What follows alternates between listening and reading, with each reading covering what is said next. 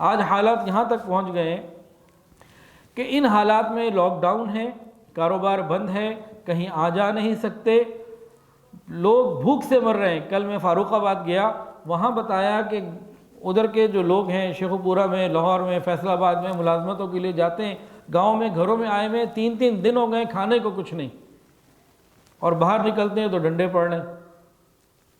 ان حالات میں بھی نمازوں کی پابندی ہماری نہیں ہے۔ بعض لوگ جو لاک ڈاؤن سے پہلے کے حالات میں کاروبار میں اور دوسری چیزوں میں مصروف ہوتے تھے، تو ان سے نماز کا کہو تو کاروبار کا یا مصروفیت کا، ملازمت کا بہانہ کر دیا کرتے تھے۔ آج تو فارغ ہیں، کیا نمازیں پڑھ رہے ہیں؟ ہم تو آج کل کے حالات میں بھی ہماری راتیں یا کرکٹ میں گزر رہی ہیں، یا دل بہلانے کے لیے تاش ہمارے ہاتھ میں ہے، یا ہم نے انٹرنیٹ کو انٹرٹینمنٹ کا ذریعہ بنایا ہوا، یا پھر کرو بات ساری رات کہ حرام گفتگو میں ہم رات گزار رہے ہیں۔ ہم تو ابھی بھی اللہ کی طرف متوجہ نہیں ہو رہے، کب متوجہ ہوں گے؟ امت کے اوپر بہت سارے حالات، بہت سارے معاملات ان 1400 سالوں میں آئے ہیں، لیکن ایسا کبھی نہیں ہوا کہ امت کے اوپر کوئی پریشانی اور غم آیا ہو اور اس نے رجوع الی اللہ نہ کیا ہو۔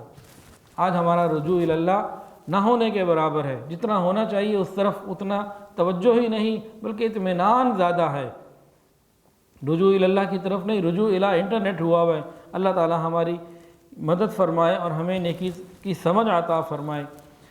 یہ کرونا کچھ لوگ کہتے ہیں وبا ہے، کچھ کہتے ہیں سازش ہے، کوئی کچھ کہتا ہے، ہر طرف سے اتنی باتیں آ رہی ہیں، کیا حق ہے کیا نہیں۔ اتنی بات ضرور ہے کہ اس کا جب اینڈ ہونا ہے نا، آپ کو محسوس ہوگا کہ مسلمانوں کا، مساجد کا، مدارس کا، دینی حلقوں کا بہت بڑا نقصان ہوگا۔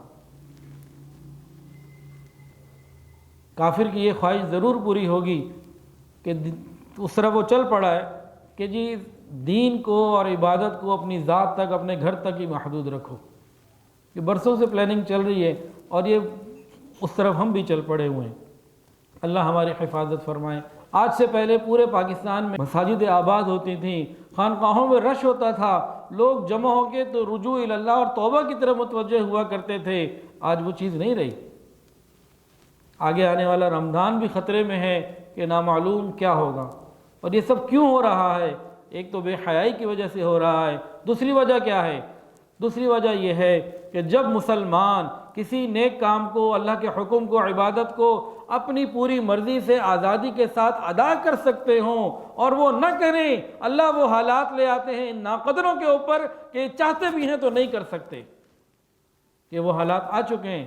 آج ہم چاہتے ہیں مسجد میں جا کے نماز ادا کریں، دروازے بند ہیں۔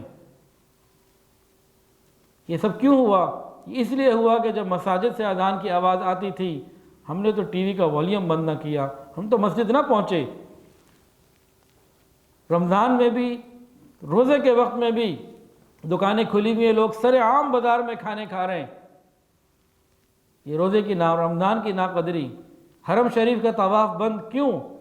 کہ وہاں پر اس کو پکنک پوائنٹ بنایا ہوا۔ میں آپ کو کیا کیا بتاؤں کہ ہم لوگوں نے وہاں کون سی خرابی نہیں کی۔ 1.5 پوائنٹ تک تو ہم نے حرم کو بنایا، اور کیا آپ کو بتاؤں، معاہدہ شریف کی بے قدری اور نہ وہاں پہ ہم نے کتنی گستاخیاں کی،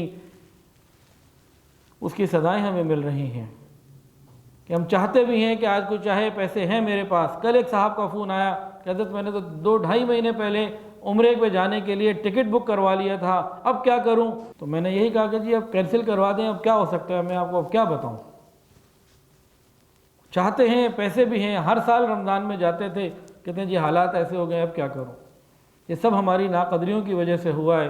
اگر ابھی بھی ہم نے سچی توبہ نہ کی اور واپس نہ آئے، اس سے زیادہ برے حالات آنے ہیں، اس سے زیادہ برے حالات آنے ہیں۔ آج اخبار کا ایک پیپر کسی نے، وہ واٹس ایپ کسی نے بھیجا، جس میں لکھا ہوا تھا کہ جی اب مدارس کو اسکولز کے اندر تبدیل کیا جانے کی جو ہے نا وہ فکر چل رہی ہے۔ یہ سب کیوں ہو رہا ہے؟ یہ سب اسی لیے ہو رہا ہے کہ ہم نے نہ دین کی قدر کی، نہ دین والوں کی قدر کی۔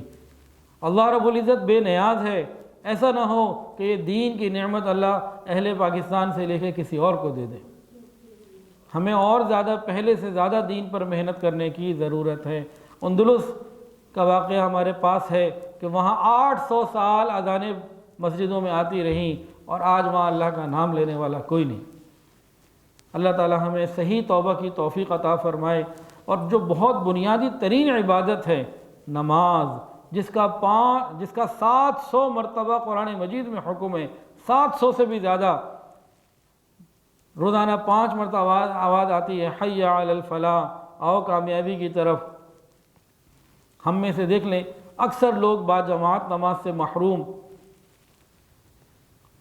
جو نماز پڑھتے ہیں ان میں بھی 5 نمازیں پڑھنے والے بہت تھوڑے، اور غالباً جو نماز پڑھنے والا طبقہ ہے وہ شاید 20% سے بھی کم ہو۔ 100 میں سے 80 لوگ نماز ادا نہیں کرتے۔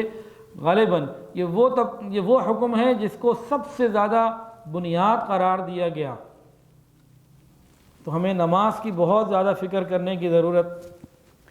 فرض نماز، جو شخص بھی فرض نمازوں کی پابندی کرتا ہے اللہ رب العزت کی حفاظت میں آ جاتا ہے۔ آج یہ حفاظت ہم سے ختم ہو چکی۔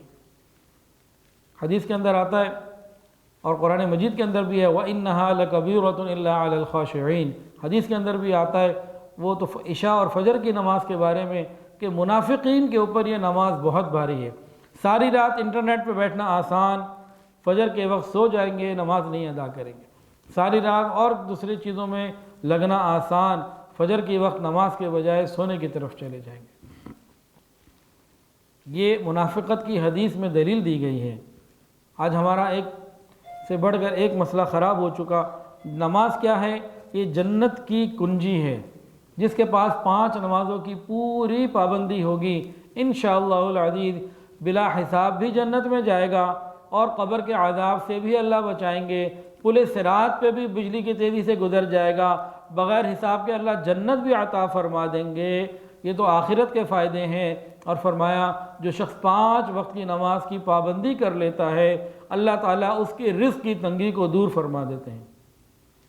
تو 5 وقت کی نماز کی صحیح طریقے سے نماز کو سیکھ کر ادا کرنا، اللہ رب العزت دنیا کے اندر بھی رزق کی تنگی کو دور فرما دیتے ہیں۔ یہ اللہ اور اس کے رسول کی بتائی ہوئی باتیں ہیں۔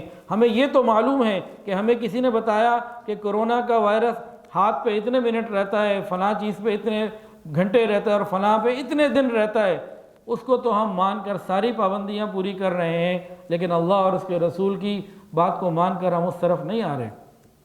دنیا کی زندگی 60-70 سال کی زندگی، ختم ہو جانے والی زندگی، آخرت کی زندگی ہمیشہ ہمیشہ کی زندگی، جس کی ترقی انسان کو نماز سے ہی ملتی ہے۔ ویڈیو کے نیچے سبسکرائب کے بٹن پہ کلک کریں، بیل کے آئیکن پہ کلک کیجئے تاکہ ہر نئی ویڈیو کی نوٹیفیکیشن آپ کو مل جائے۔